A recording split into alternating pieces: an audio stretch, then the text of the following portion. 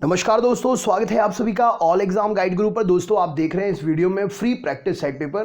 Practice set paper में जो questions आपसे पूछे गए हैं वो इंपॉर्टेंट प्रश्न हैं और हर एग्जाम में रिपीटेड पर पूछे गए हैं। इन क्वेश्चंस को रिपीट पर पूछा गया है, तो ये प्रश्न पूरे याद कर लीजिए। आने वाली परीक्षाओं में 100% पूछे जा सकते हैं। अगर आपने आज से पहले कभी भी एग्जाम दिया होगा तो ये प्रश्न आपसे बनना चाहिए, क्योंकि आप इनको पढ़ चुके हैं। 30 क्वेश्चन है। पीडीएफ की लिंक मैंने डिस्क्रिप्शन बॉक्स में दे दी है, लिंक पर क्लिक करके आप पीडीएफ भी ले सकते हैं। वीडियो पूरा देखिए, चेक करिए कितने क्वेश्चन बनते हैं आपसे। अपने दोस्तों को भी जरूर शेयर करिएगा। चलिए शुरू करते हैं। तो सबसे पहला प्रश्न है, साइमन कमीशन बंबई कब पहुंचा था? साइमन कमीशन जो था वो बंबई कब पहुंचा था, जिसका विरोध भी हुआ था? तो साइमन कमीशन बंबई पहुंचा था 3 फरवरी 1928 को। ऑप्शन नंबर 3 फरवरी 1928 प्रश्न के लिए सही उत्तर हो जाएगा। नेक्स्ट क्वेश्चन देखते हैं। फ्रांस की राज्य क्रांति से संबंधित शब्द टैले निम्न में से क्या है? फ्रांस की राज्य क्रांति में उपयोग हुआ शब्द टैले इनमें से क्या है? तो फ्रांस की राज्य क्रांति से संबंधित शब्द टैले ऑप्शन नंबर भूमि कर है। राइट आंसर है भूमि कर, प्रश्न के लिए सही उत्तर हो जाएगा। नेक्स्ट क्वेश्चन देखते हैं। अगला प्रश्न क्या है? भौतिक भूगोल का जनक निम्न में से किसे माना जाता है? भौतिक भूगोल का जनक निम्न में से किसे माना जाता है? राइट आंसर क्या है? तो भौतिक भूगोल का जनक ऑप्शन नंबर सी पोलिडोनियस को माना जाता है। ऑप्शन नंबर सी प्रश्न के लिए सही उत्तर हो जाएगा। पोलिडोनियस प्रश्न के लिए सही उत्तर हो जाएगा। नेक्स्ट क्वेश्चन देखते हैं। अगला प्रश्न, अलार कलाम निम्न में से किस महान आत्मा के प्रथम गुरु थे? अलार कलाम निम्न में से किस महान आत्मा के प्रथम गुरु थे? तो अलार कलाम जो हैं गौतम बुद्ध के, ऑप्शन नंबर बी प्रश्न के लिए सही उत्तर हो जाएगा। गौतम बुद्ध के प्रथम गुरु थे, राइट आंसर हो जाएगा। नेक्स्ट क्वेश्चन देखते हैं। गुलाम वंश का अंतिम शासक निम्न में से कौन था? गुलाम वंश का अंतिम शासक निम्न में से कौन था? राइट आंसर क्या हो जाएगा? तो गुलाम वंश का अंतिम शासक option number Shamsuddin Kayumars, option number C प्रश्न के लिए सही उत्तर हो जाएगा। शमसुद्दीन कैमूर्स था, ऑप्शन नंबर सी प्रश्न के लिए सही उत्तर हो जाएगा। नेक्स्ट क्वेश्चन देखते हैं क्या पूछा गया। अगला क्वेश्चन, टाइफून चक्रवात का संबंध निम्न में से किस महासागर से है? टाइफून चक्रवात का संबंध निम्न में से किस महासागर से है? राइट आंसर क्या है प्रश्न के लिए? तो टाइफून चक्रवात का संबंध ऑप्शन नंबर सी प्रशांत महासागर से है। राइट आंसर हो जाएगा प्रशांत महासागर, प्रश्न के लिए सही उत्तर हो जाएगा। अगले क्वेश्चन पे चलते हैं। अगला प्रश्न क्या है? गेहूं तथा चावल के उत्पादन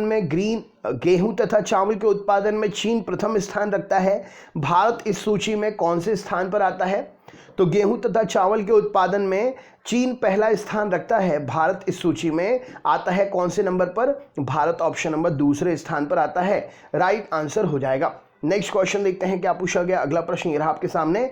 कशांस नामक नगर जो निम्न में से किस उद्योग के लिए जाना जाता है?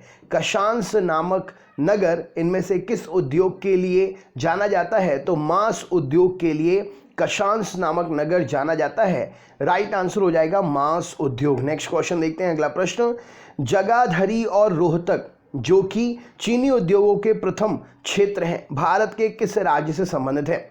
जगाधरी और रोहतक जो कि चीनी के उद्योग के प्रमुख क्षेत्रों में से एक है, भारत के किस राज्य से संबंधित है?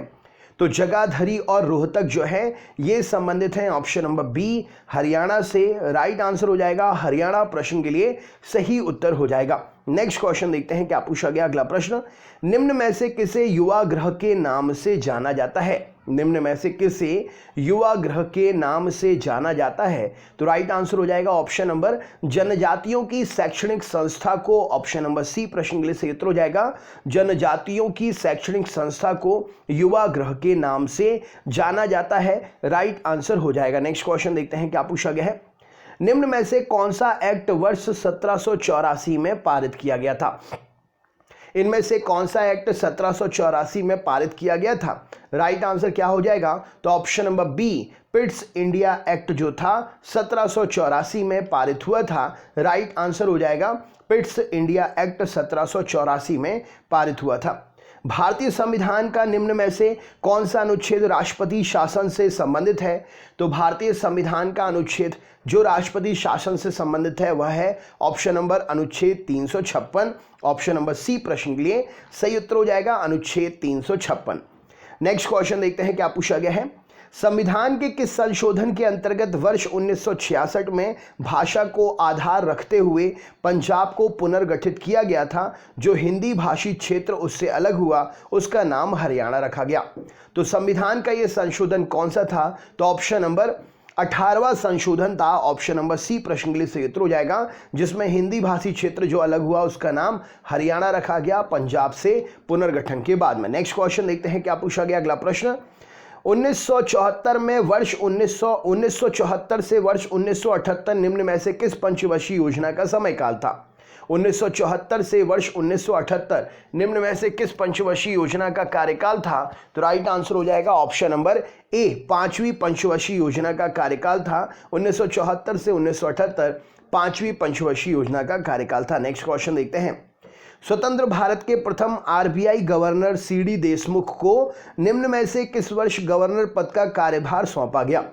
स्वतंत्र भारत के प्रथम आरबीआई गवर्नर सीडी देशमुख को निम्न में से किस वर्ष गवर्नर पद का कार्यभार सौंपा गया? तो राइट आंसर हो जाएगा ऑप्शन नंबर बी प्रश्न के लिए सही उत्तर हो जाएगा। वर्ष 1943 में गवर्नर पद का इन्हें कार्यभार सौंपा गया। राइट आंसर हो जाएगा। नेक्स्ट क्वेश्चन देखते हैं। अगला प्रश्न, निम्न में से कौन सी समिति मुस्लिमों की सामाजिक, आर्थिक और शैक्षणिक स्थिति का अध्ययन करने के उद्देश्य से गठित की गई थी? इनमें से कौन सी समिति थी जो मुस्लिमों की सामाजिक, आर्थिक और शैक्षणिक स्थिति का अध्ययन करने के उद्देश्य से गठित की गई थी? तो राइट आंसर हो जाएगा सच्चर समिति थी ये। ऑप्शन नंबर डी प्रश्न के लिए सही उत्तर हो जाएगा सच्चर समिति। नेक्स्ट क्वेश्चन देखते हैं। अगला प्रश्न, ब्रह्मांड में स्थित प्रत्येक पिंड के मध्य एक आकर्षण बल काम करता है। यह ब्रह्मांड में स्थित प्रत्येक पिंड के मध्य एक आकर्षण बल काम करता है। यदि किन्हीं दो पिंडों में से एक भी पिंड पृथ्वी पर ना हो तो उसके मध्य आकर्षण बल गुरुत्व बल को कहा जा सकता है? तो नहीं, क्योंकि गुरुत्व बल सिर्फ और सिर्फ पृथ्वी पर काम करता है और अगर उनमें से एक भी पृथ्वी पर ना हो तो ये गुरुत्वाकर्षण बल नहीं कहा जा सकता।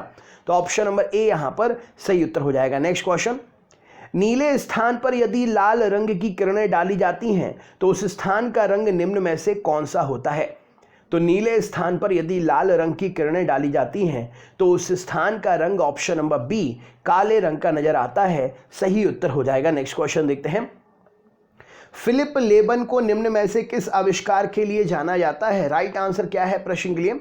फिलिप लेबन को किस आविष्कार के लिए जाना जाता है? राइट आंसर क्या है? तो फिलिप लेबन को जो है option number C gas fire आविष्कार के लिए जाना जाता है। राइट आंसर हो जाएगा। अगला क्वेश्चन देखते हैं क्या पूछा गया। अगला प्रश्न, वे श्रृंखला युक्त ठोस जिनकी लंबाई चौड़ाई की अपेक्षा सैकड़ों या हजारों गुना अधिक होती है उन्हें किस नाम से जानते हैं? तो वे श्रृंखला युक्त ठोस जिनकी लंबाई चौड़ाई की अपेक्षा सैकड़ों या हजारों गुना अधिक होती है उन्हें ऑप्शन नंबर रेशा के नाम से जानते हैं।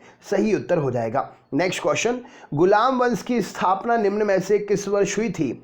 राइट आंसर क्या हो जाएगा? गुलाम वंश की स्थापना किस वर्ष हुई थी? राइट आंसर क्या है? तो गुलाम वंश की स्थापना ऑप्शन नंबर बी 1206 में हुई थी। राइट आंसर हो जाएगा। नेक्स्ट क्वेश्चन देखते हैं। अगला प्रश्न, चंद्रगुप्त मौर्य निम्न में से किस धर्म का अनुसरण करते थे? सही उत्तर क्या हो जाएगा बताइए। चंद्रगुप्त मौर्य किस धर्म का अनुसरण करते थे? तो राइट आंसर हो जाएगा चंद्रगुप्त मौर्य जैन धर्म का अनुसरण करते थे। राइट आंसर हो जाएगा। अगले क्वेश्चन पे चलते हैं। अपने विरोधियों के प्रति लौह एवं रक्त नामक कठोर नीति का पालन निम्न में से किस गुलाम वंशी शासक ने किया?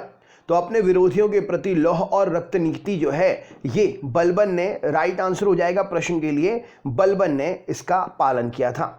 शिवाजी की सेना में पागा सेना नामक एक टुकड़ी होती थी। उस पागा सेना नामक टुकड़ी की विशेषता क्या थी? तो शिवाजी की सेना में जो पागा सेना नामक टुकड़ी होती थी उसकी विशेषता थी यह एक नियमित घुड़सवार सैनिकों की टुकड़ी थी। ऑप्शन नंबर ए प्रश्न के लिए सही उत्तर हो जाएगा।